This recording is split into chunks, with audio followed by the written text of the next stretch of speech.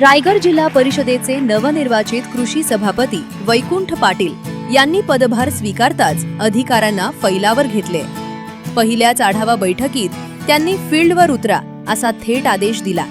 शासकीय योजनांचा लाभ शेवटच्या शेतकऱ्यापर्यंत पोहोचलाच पाहिजे। यात हलगर्जी करणाऱ्यांवर कठोर कारवाई करण्याचा इशारा पाटील यांनी दिलाय।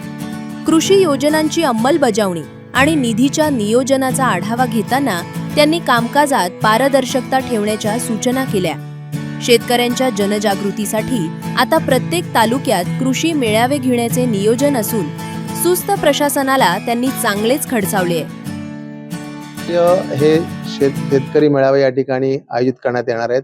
गेल्या 3 वर्षापासून जे काही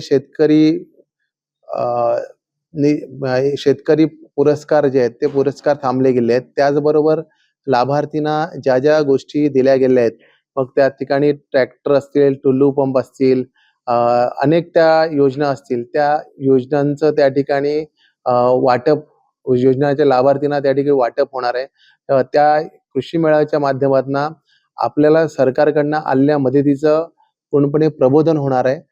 कृषी खात्याच्या माध्यमातून ज्या काही सवलती असतील त्या शेतकऱ्याला मिळण्यासाठी काय काय त्या ठिकाणी अर्ज करावे लागतात किंवा कागदपत्र द्यायला लागतात, यांचा सगळ्यांचा पूर्णपणे सारांश त्या मेळाव्यामध्ये असणार आहे।